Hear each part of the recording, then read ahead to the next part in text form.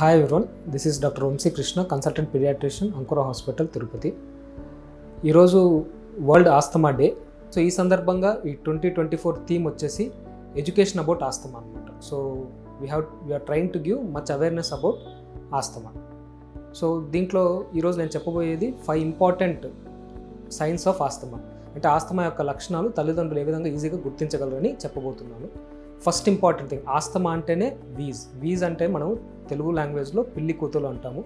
So ఈ పిల్లి కూతులు వచ్చినాయంటే మోస్ట్ ఆఫ్ ద టైం దాన్ని ఆస్తమా కింద పరిగణిస్తాం.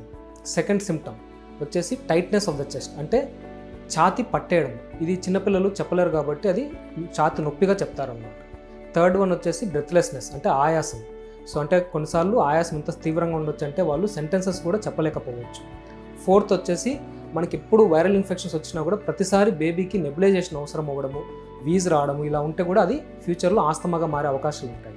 ఫిఫ్త్ మోస్ట్ ఇంపార్టెంట్ సైన్, అంటే చాలామందికి మనకు తెలియదు ఆస్తమా అంటే వీజ్ ఉండాలి కంపల్సరీ అనుకుంటాం, కానీ పిల్లలలో ఓన్లీ కాఫ్ ఉన్నా కూడా దాన్ని ఆస్తమా కింద పరిగణించవచ్చు.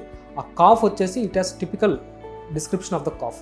ఎట్లుంటుందంటే రికరెంట్ కాఫ్, అంటే పదే పదే దగ్గు వస్తుంది, అది ఎపిసోడిక్ వస్తుంది, అంటే పర్టికులర్ ఎపిసోడ్స్లోనే వస్తుంటుంది అనమాట. ఫర్ ఎగ్జాంపుల్ బేబీ ఎక్కువ ఏడ్చిన తర్వాత కానీ, నవ్విన తర్వాత కానీ, లేదా బాగా ఆడుకొని బయట తిరిగేసి వచ్చి అలసిపోయి వచ్చిన తర్వాత కూడా సడన్గా బౌట్ ఆఫ్ కాఫ్ వస్తుంది అనమాట వితౌట్ వీజ్.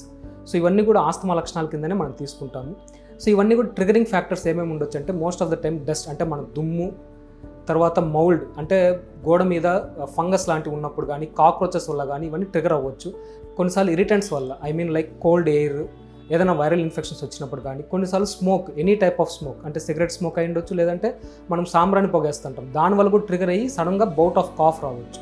సో ఈ 5 లక్షణాలు ఉన్నప్పుడు మనం దాన్ని ఆస్తమా కింద పరిగణిస్తాము. ఇలాంటి లక్షణాలు ఉన్నప్పుడు మీ పీడియాట్రిషియన్ చూపించి వెంటనే ట్రీట్మెంట్ తీసుకుంటే మంచిదన్నమాట. లాస్ట్ టిప్ వచ్చేసి, చాలామంది నన్ను అడిగే ఒకే క్వశ్చన్, ఫ్రూట్స్ తినొచ్చా అంటారు. సో విటమిన్ సి ఉండే ఫ్రూట్స్ తింటే ఆస్తమాకి చాలా మంచిది.